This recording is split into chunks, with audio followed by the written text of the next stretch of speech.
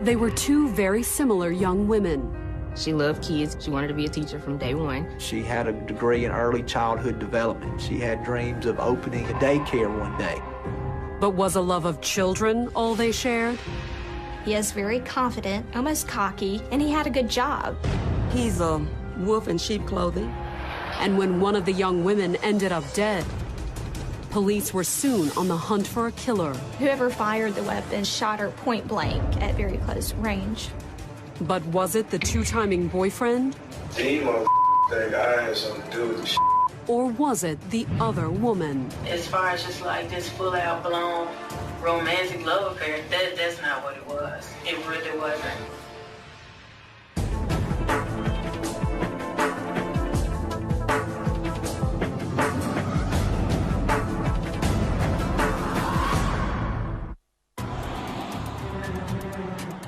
Ridgeland, Mississippi, November 29, 2006.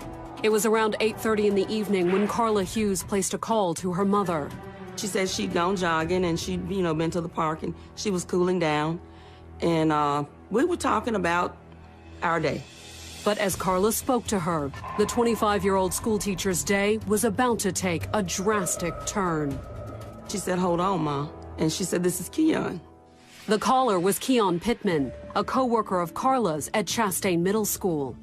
He was the head basketball coach and also a teacher at that school. And when it came to women, the coach was also a player. He is a very average-looking guy, but very, very confident in himself, almost a little cocky. But on that particular evening, Keon Pittman didn't sound at all confident. He sounded scared. Within moments, Carla Hughes was back on the line with her mother. She came back, she said, "Oh my God, Ma, somebody's done something to Avis." Avis was Keon's fiancée. They had begun dating for over a year and a half. They were set to be married in January. The wedding would never happen. According to what Keon told Carla, he'd just come home and discovered his would-be wife dead in their garage. She had been shot multiple times. She had been stabbed. Her throat had been slashed. I said, if somebody's come done something to Avis, Keon needs to call the police. Keon took Linda Hughes' advice, more or less. Keon Pittman runs to the next door neighbor, screaming, knocking at the door. The neighbor immediately dialed 911.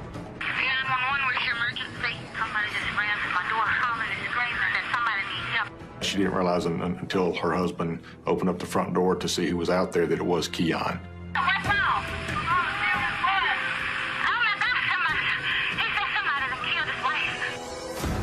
Police arrived on the scene minutes later. They had responded to a call about an individual who had found his fiancée murdered in their home. But had he done more than just find her? The more police dug into the case, the more they were puzzled by Keon's actions that night. Why would a man with a cell phone ask the neighbors to call 911? That's quite unusual, because if this is someone that you love that's carrying your child, quite naturally, you're going to just dial 911.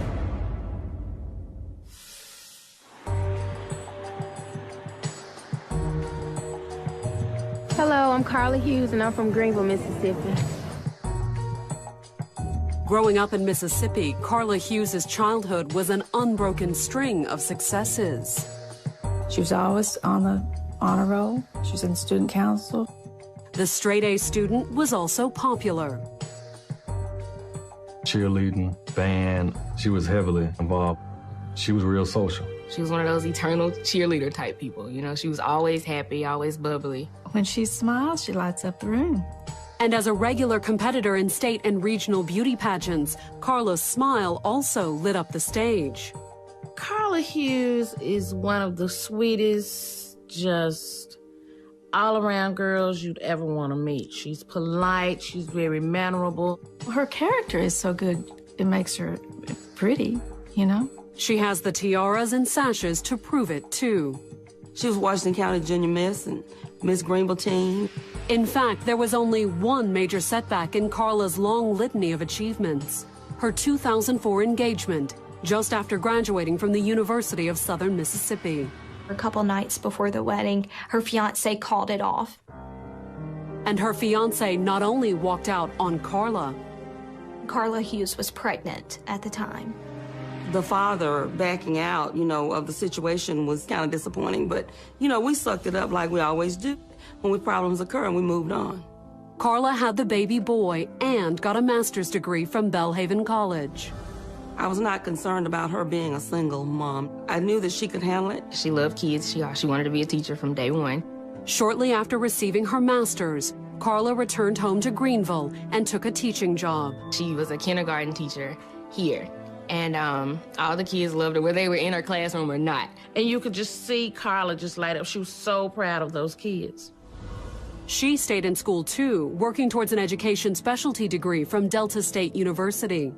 She's very smart, energetic, and motivated, a great role model for the other young people. I would even tease her, are you going to teach or are you going to be a student? But she was always trying to better herself.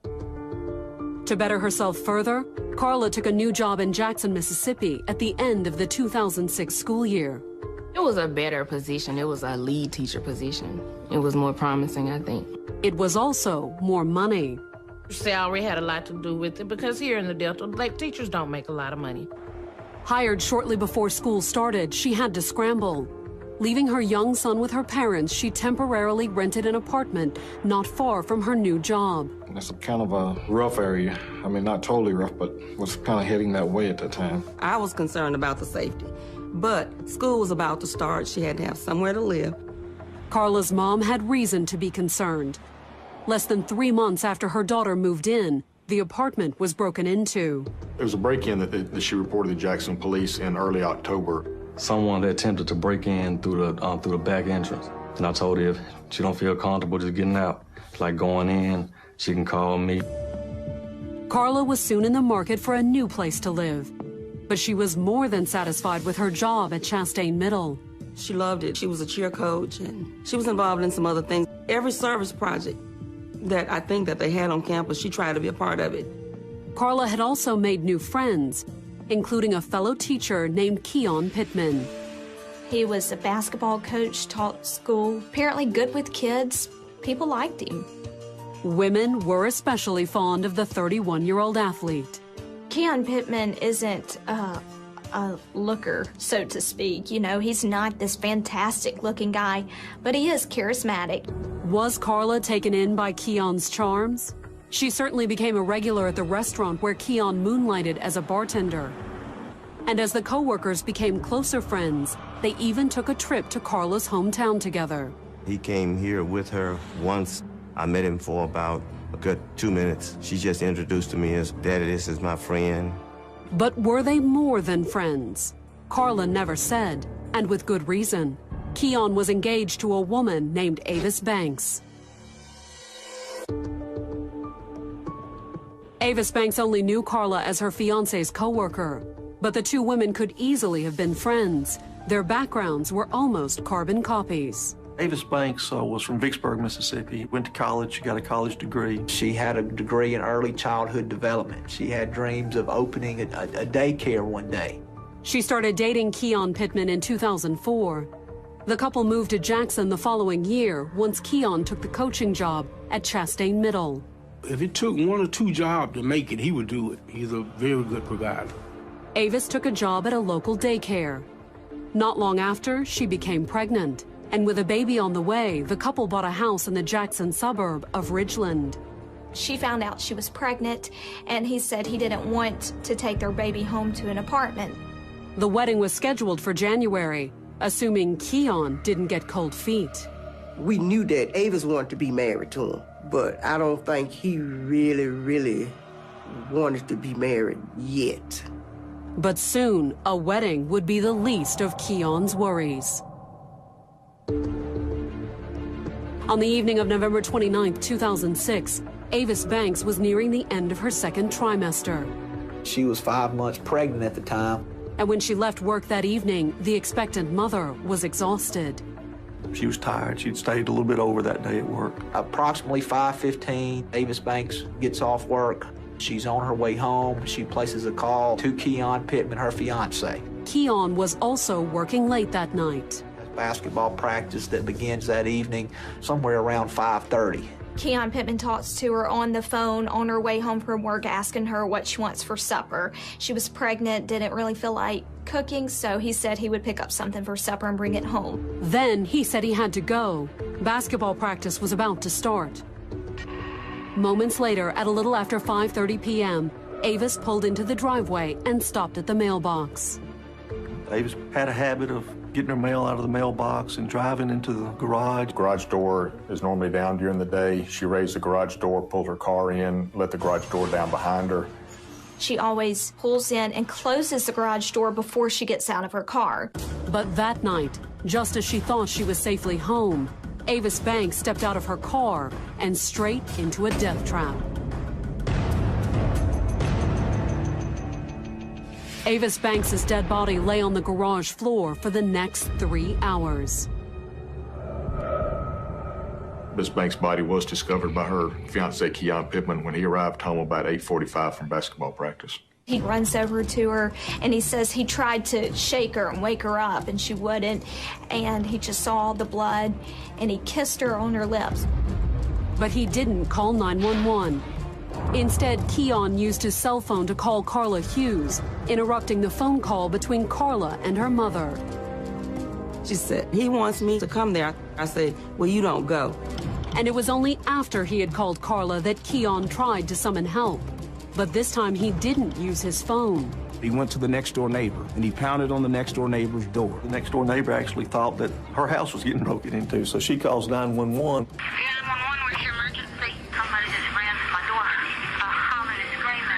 Our dispatch center received a call from a lady who indicated there was somebody on her front doorstep who was screaming frantically. She wasn't sure what the problem was. Guy running from door to door. While she's still on the line, she recognizes that it's Mr. Pittman. I think it's the next door neighbor.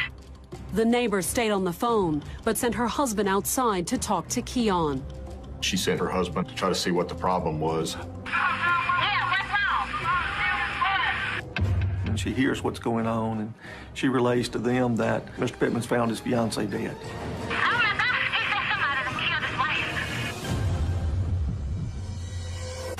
Coming up, the scene yields clues to the killer's identity. There was a clear impression of a shoe print on the door. And questioning Carla uncovers a possible motive. I told him, I said, I would never want you to leave her for me.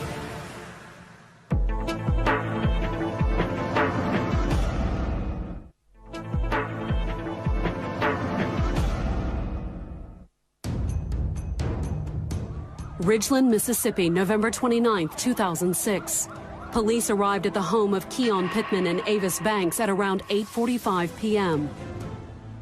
Neighbors had called 911 moments earlier after Keon had come home and found Avis's body.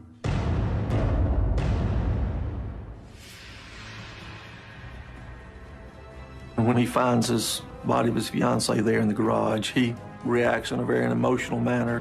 Judging from where Avis Banks' body was and the items scattered around her, police figured she'd been ambushed. She was trapped there in the garage. As she started toward the entrance door into the house, that's when we feel like the surprise attack was on. Based on the wounds on Avis's body, investigators figured the attacker's first shot struck her in the thigh. We think that shot knocked her down. The second gunshot missed her because we did have one projectile that traveled through the garage door without ever even striking her. The next 3 shots didn't miss, however. Whoever fired the weapon walked over to her and shot her point blank at very close range. The final gunshot wound to the back of the head, which best described as just an execution-style shot. And Avis's attacker hadn't stopped there. Our violator in this crime inflicted injuries on her with some type of a knife, 3 stab wounds and a slash wound to the throat. But why would someone kill Avis? Police found a possible clue at the back door.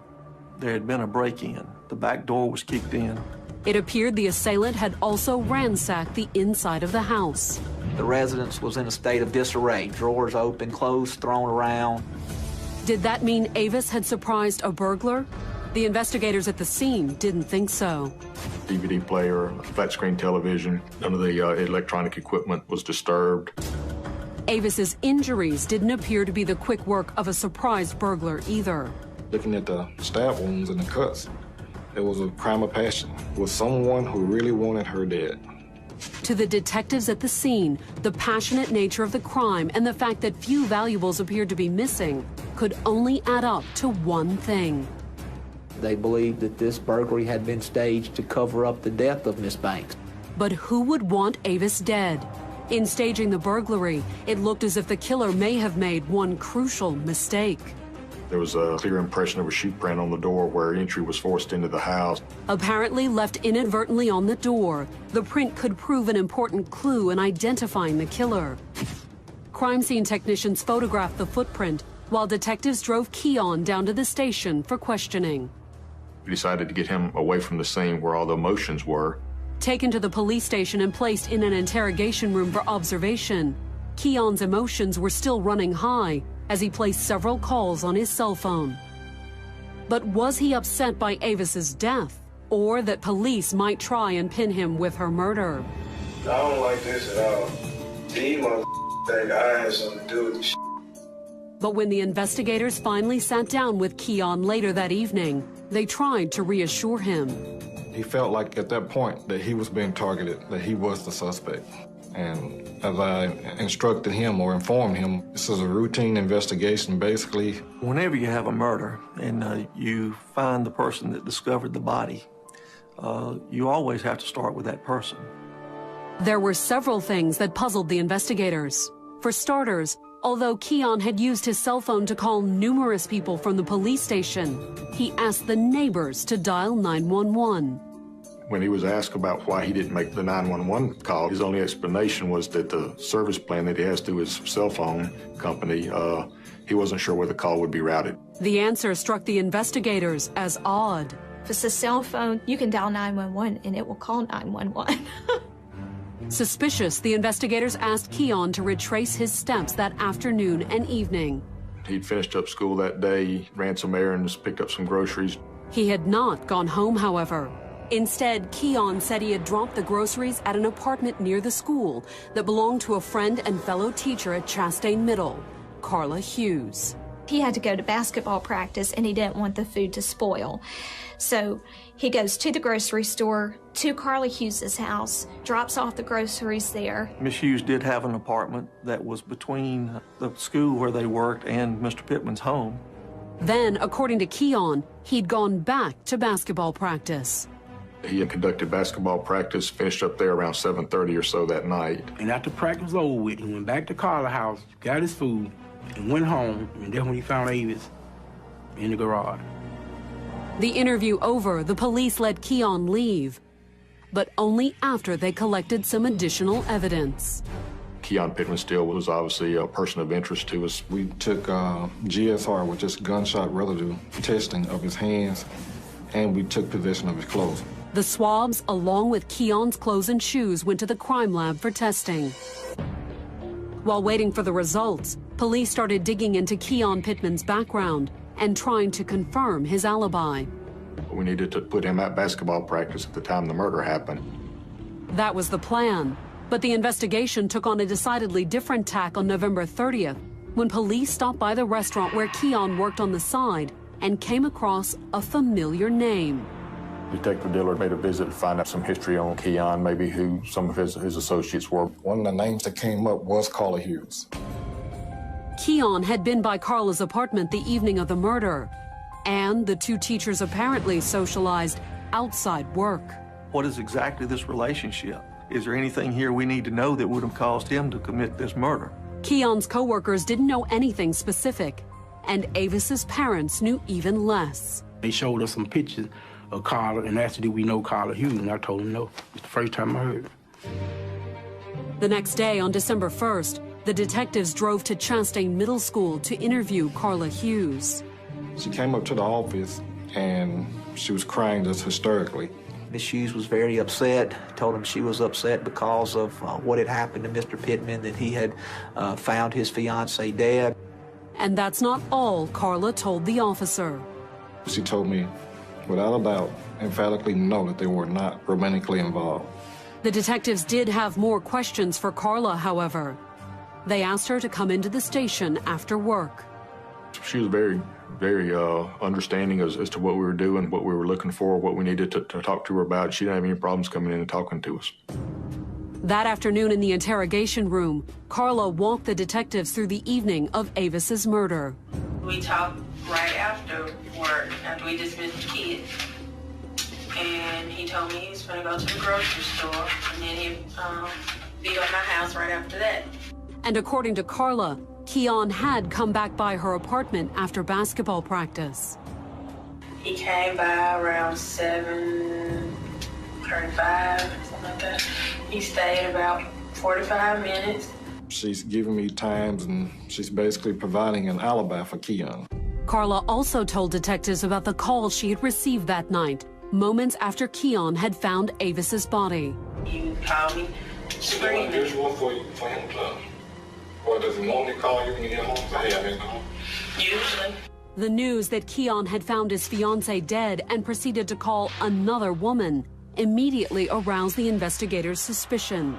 That began them to really question what was going on. I mean, you know, sometimes he'll call as soon as he gets home, and we may talk on the phone. His girlfriend, his wife, his son. At home. And what had Avis thought of all the time Keon and Carla spent talking on the phone? She knew we were friends. I mean, it was times we were together, and he would call her, like, for instance, if we went out to eat, you know, me, him, and the other coaches, or sometimes just me and him, if we were hanging out, he would call her, and he'd be like, I'm with Carla, you know, or whatever. So she knew about me. Did they do more than just hang out? Earlier at school, she'd emphatically denied any romantic relationship with Keon, but her story changed in the interrogation room. Were you two romantically involved? Don't lie to me about this. I'm not. Okay. Were you two involved with each other? Yes. There was a romantic/sexual relationship that was going on with Mr. Pittman. According to Carla, her relationship with Keon wasn't serious.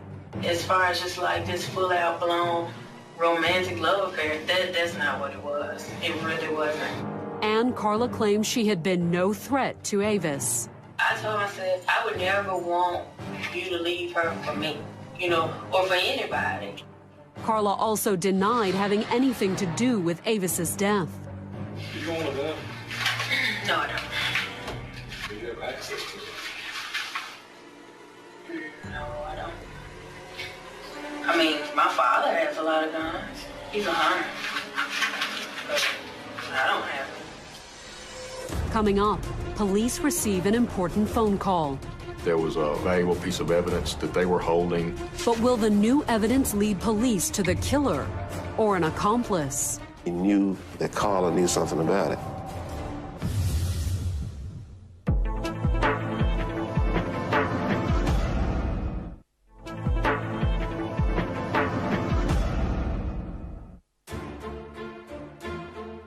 By the early afternoon of December 1st, 2006, it had been less than 48 hours since the murder of Avis Banks. But Ridgeland, Mississippi police already had two strong suspects. The first was Avis's fiancé, Keon Pittman. At this point, I'm still thinking that Keon is our main suspect. Keon may have appeared to be a family man expecting a child with his fiancée. But the police knew that he had also been having an affair with their second suspect, Carla Hughes.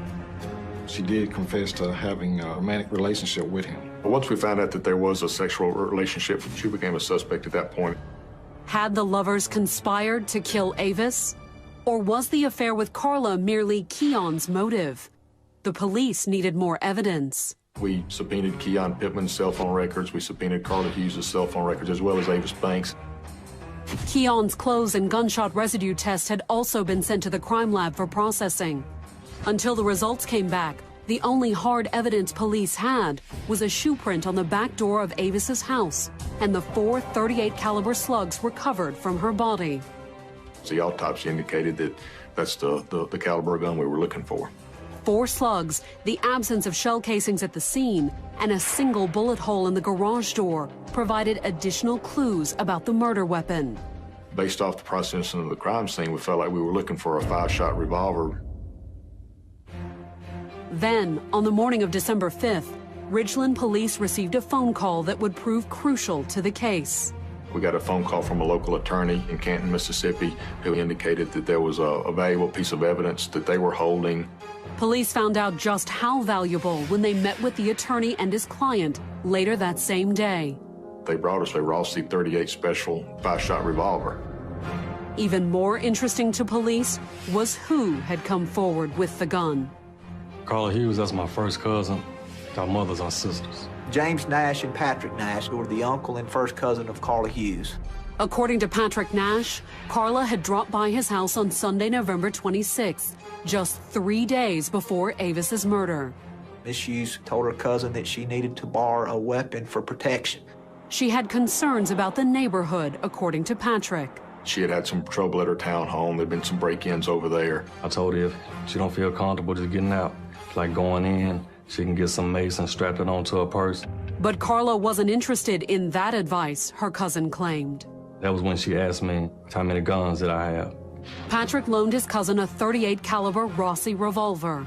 She brought it back 4 days later, on December 1st. She was telling me the police came up to the school and, just asking different questions. And as police now knew, at least one of Carla's answers had been a lie.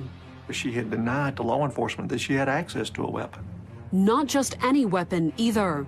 As Patrick explained to police, the gun had been loaded when he loaned it to Carla. When she brought it back, wasn't any bullets left.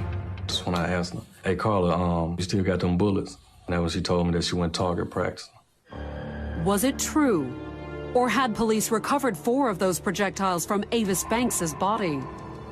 Carla's cousin provided one more clue. The loaded gun wasn't all he had loaned her. He also gave her a lock blade folding hunting-type knife. Miss Banks was killed not only by multiple gunshot wounds, she was stabbed several times. Carla had not returned the knife. The knife I pretty much just offered to her. I told her she can have the knife. Police now had the gun, however. They sent the suspected murder weapon to the crime lab for testing, and then asked Carla to come in for more questioning. She had retained counsel at that time, so we reached out to her attorney. They told me they wanted to talk to her and asked me if I would bring her so that they could talk to her. On Wednesday, December 6th, Carla was back in an interrogation room at the Ridgeland police station. She wasn't quite as confident as she was on that Friday interview. I think she knew at that point that she was going to jail for some type of crime. She was right. The investigators informed her that she was being arrested as an accessory to murder. That meant to me that they were focusing on Pittman and they felt like she had helped him in some way. And the accessory charges were obviously a push to get Carla to finger Keon as Avis's killer. I was hoping that Carla would come forward and say, look, this is what I want to do. I want to cut a deal. The investigators would be disappointed. She refused to speak with law enforcement, so we were unable to get any additional information from her. Was Carla protecting Keon? Or was there another explanation for her silence? The day after she was arrested, detectives went to Carla's apartment with a search warrant. We were looking for various pieces of evidence to include the shell casings, maybe some blood-stained clothes. Police were also keeping their eyes out for the knife Patrick had allegedly loaned to Carla, and shoes that matched the print found at the crime scene. The tread pattern that had been found at the crime scene. The rear door to the house had been kicked open, and the tread pattern was photographed and documented. There was no trace of the knife, but in an upstairs closet, police did find a possible match for the shoe print. As luck would have it, the first pair of shoes that I put my hands on, once I entered the upper room closet, was tread design that was similar to those shoes. The shoes went to the crime lab for analysis. While awaiting the results, the Madison County District Attorney's Office decided to turn up the heat on Carla. On December 8th, they charged her with 2 counts of capital murder. One for the murder, the death of Avis Banks, and another for the death of her unborn child. In the state of Mississippi, the unborn fetus at the gestation period of 5 months is considered a human being. Those who knew Carla met the murder charges with utter disbelief. That had to be a mistake. People need to stop lying. That's not true. It's just indescribable. It felt like a ton of bricks had fallen on my head. Were the police truly convinced Carla was the killer? Or were the new charges merely additional leverage aimed at convincing her to flip? The detective told me that he felt that Pittman is the one that committed this crime, and he knew that Carla knew something about it. And with police still awaiting the results of his gunshot residue test and confirmation of his alibi, Keon appeared to be worried. He said as much when he was interviewed by a local TV station. From the very jump, it seems to me like I have been treated as the #1 suspect or the person that they're looking for. And I mean, it's how do you go back to that? You know, and it's Coming up, the case goes to court, but will Carla be the one on trial? Evidence is going to show you Keon Pittman had a motive for murder.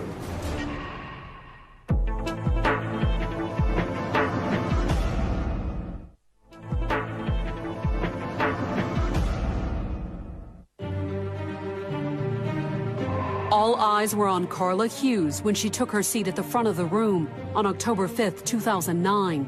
She was about to stand trial for the murder of Avis Banks and her unborn child. People were really wondering, you know, how could a woman that had such a bright future manage to find herself in a situation such as this? According to Carla, it was all a horrible mistake.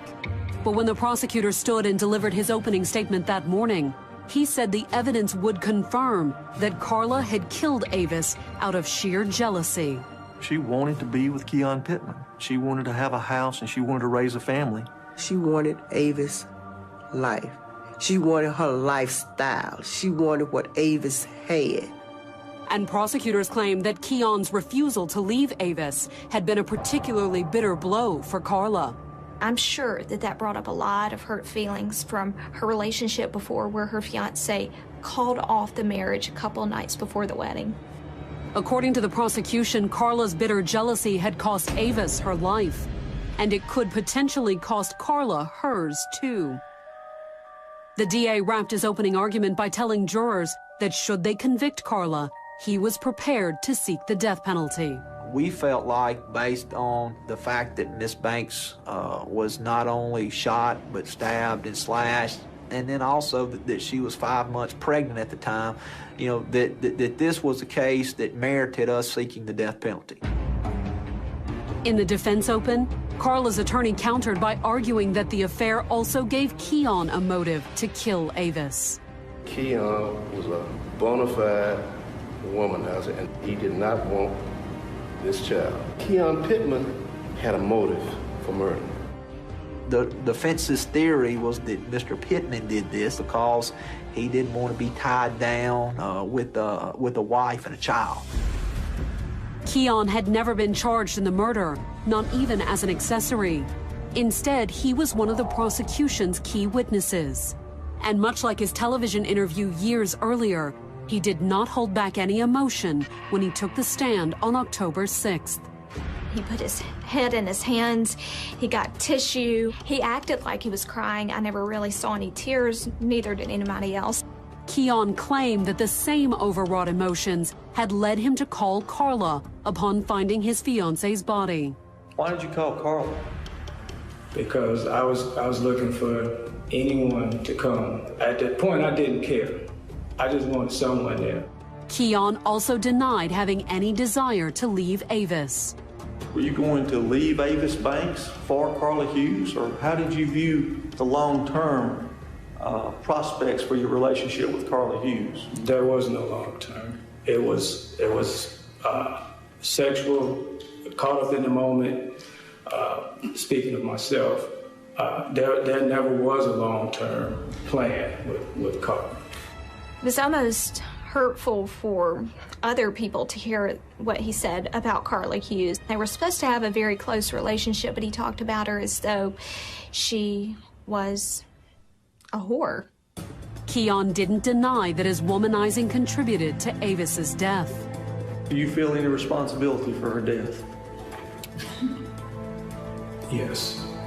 If I would have stayed faithful to who I was with, if I hadn't flirt with other women, this chain of events would have never taken place.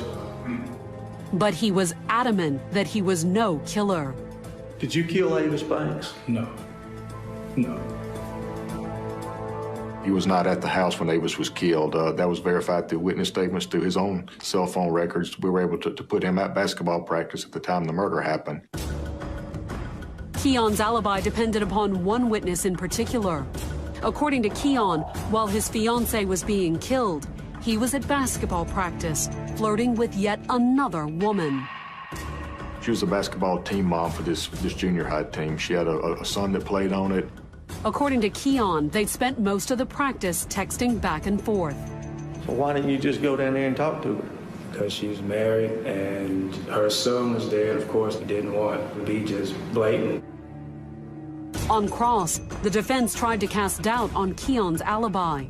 They argued that the school was close enough to home for Keon to slip out, commit the crime, and return to basketball practice before anyone noticed. Pittman had every opportunity to do this before the time he was at basketball practice. He had every opportunity to do it after basketball practice. They also claimed that he had ample access to both the shoes and the gun at Carla's house. He visited her before he went to basketball practice, and he visited her after basketball practice.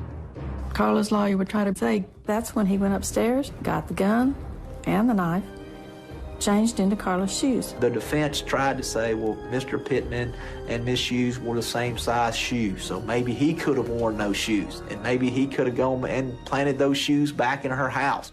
But the prosecution countered by claiming that the cell phone records appeared to confirm Keon's alibi. Keon Pittman's cell phone records show that he was where he said he was. He was at the grocery store. He was at the school. During that time, he had even called Carla and received a call from her. Both calls not only fit his story about dropping by Carla's with his groceries, they also placed Carla near the scene of the murder. The cell phone records of Carla Hughes place her there in the vicinity, hitting off of a cell tower that's probably located somewhere between a half and a quarter of a mile from the house where the murder occurred. This was around 5:30, 5:35, up to about 5 minutes after 6 on the day of the murder. Plus, according to the testimony of the ballistics expert, the gun Carla had borrowed from her cousin was definitely the murder weapon. The ballistics says that 100% beyond a reasonable doubt, beyond any doubt, that that was the gun used.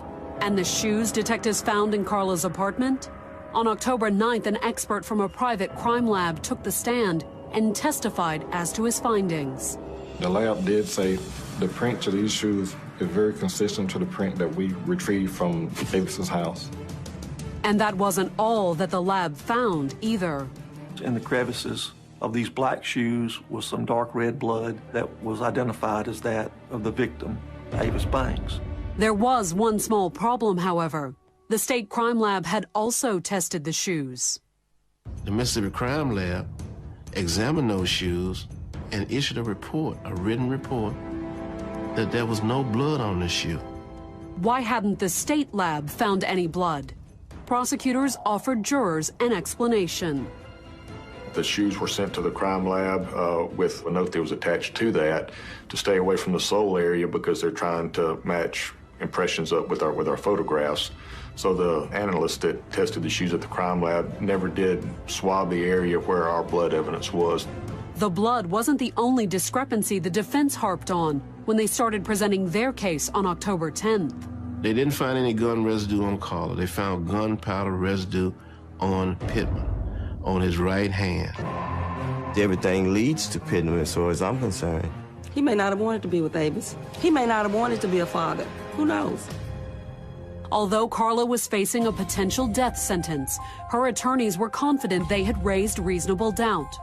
On October 12th, the defense rested without calling Carla to the stand. We were surprised by that. We had prepared for a cross-examination. We didn't think that we needed to put Carla on to expose her to cross-examination when they had not presented any evidence to implicate Carla. Was it the right call? When the jury retired that afternoon, the prosecutors felt confident. We had gotten in all the evidence that we possibly could, so we felt like that we had a very good shot. But a conviction was far from certain. You still had to have them to believe that these are findings, nothing more, nothing less. And a good attorney, of course, going to try to mar that, going to try to muddy the water, so to speak. And her attorney, Johnny Walls, I think he did a fairly decent job. It was so tense in the courtroom that sheriff's deputies sat on the ends of the pews to control any outburst. My heart was racing. If the defendant would please rise. Relative to count 1, the verdict is, we, the jury, find the defendant, Carla Hughes, guilty of capital murder as charged in count 1 of the indictment. Relative to count 2, the verdict is, we, the jury, find the defendant, Carla Hughes, guilty of capital murder as charged in count 2 of the indictment. Carla was devastated. She lost it. She just started crying hysterically, head in hands, head on the table. She lost it. Emotions were strong for Avis's family, too. When the verdict came in and they said guilty, pressure was off of me and a shadow came from me. It said, I think all that hatred in me just come out. I hadn't felt that good in 3 years.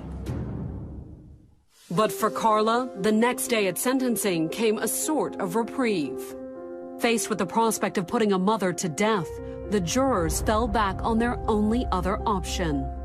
She's currently serving 2 sentences of life without parole on both of the murders. It was the mercy of the Lord that's giving her a second chance. And my prayer is that Carla will be free to come home. Linda Hughes remains convinced of her daughter's innocence and suspicious of Keon Pittman's role in the murder. He's a wolf in sheep clothing, and any young woman who sees him coming, she needs to go the other way.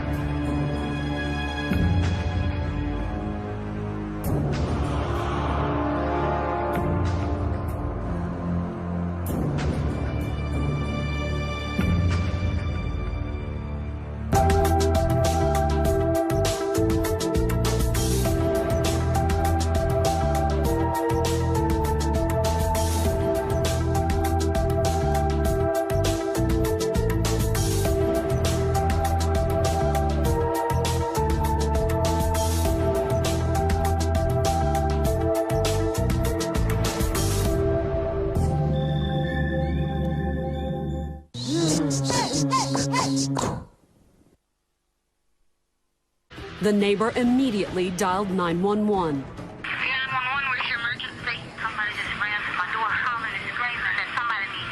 She didn't realize until her husband opened up the front door to see who was out there that it was Keon.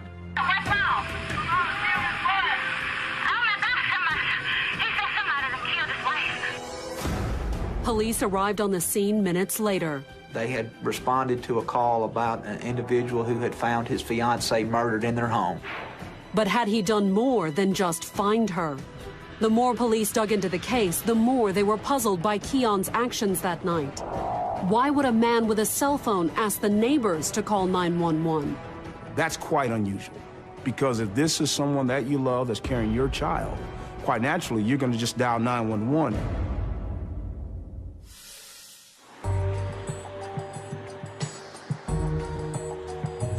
Hello, I'm Carla Hughes, and I'm from Greenville, Mississippi.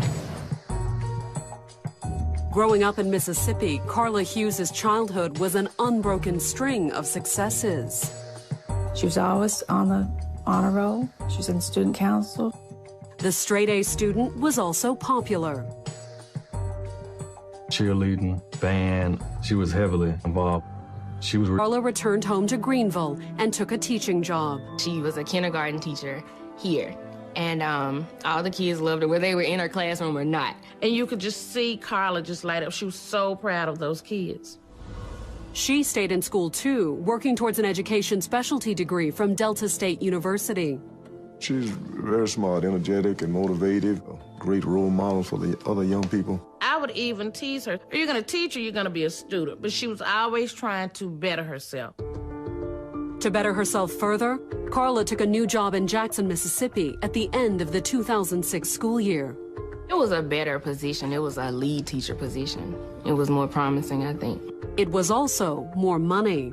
Salary had a lot to do with it because here in the Delta, like, teachers don't make a lot of money. Hired shortly before school started, she had to scramble. Leaving her young son with her parents, she temporarily rented an apartment not far from her new job. It's kind of a rough area. I mean, not totally rough, but was kind of heading that way at that time. I was concerned about the safety, but school was about to start. She had to have somewhere to live. Carla's mom had reason to be concerned. Less than 3 months after her daughter moved in, the apartment was broken into. It was a break-in that she reported to Jackson police in early October. Real social. She was one of those eternal cheerleader type people. You know, she was always happy, always bubbly. When she smiles, she lights up the room. And as a regular competitor in state and regional beauty pageants, Carla's smile also lit up the stage. Carla Hughes is one of the sweetest, just all-around girls you'd ever want to meet. She's polite, she's very mannerable. Her character is so good, it makes her pretty, you know? She has the tiaras and sashes to prove it, too.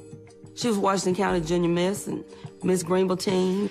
In fact, there was only one major setback in Carla's long litany of achievements: her 2004 engagement, just after graduating from the University of Southern Mississippi.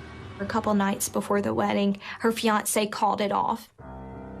And her fiance not only walked out on Carla. Carla Hughes was pregnant at the time. The father backing out, you know, of the situation was kind of disappointing, but, you know, we sucked it up like we always do. When problems occur, and we moved on. Carla had the baby boy and got a master's degree from Belhaven College.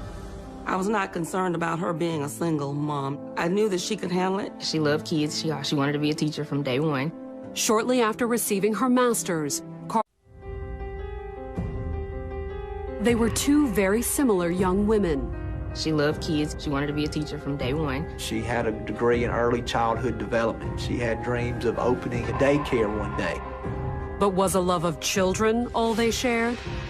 He is very confident, almost cocky, and he had a good job. He's a wolf in sheep clothing.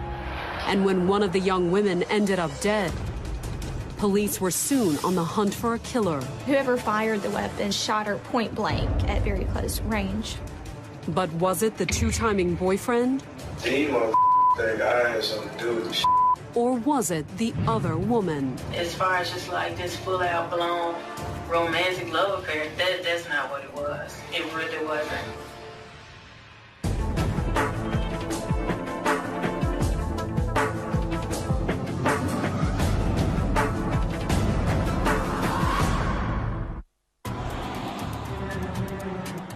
Ridgeland, Mississippi, November 29, 2006. It was around 8:30 in the evening when Carla Hughes placed a call to her mother. She said she'd gone jogging and she'd, you know, been to the park and she was cooling down. And we were talking about our day. But as Carla spoke to her, the 25-year-old schoolteacher's day was about to take a drastic turn. She said, "Hold on, Ma." And she said, "This is Keon." The caller was Keon Pittman, a co-worker of Carla's at Chastain Middle School. He was the head basketball coach and also a teacher at that school. And when it came to women, the coach was also a player.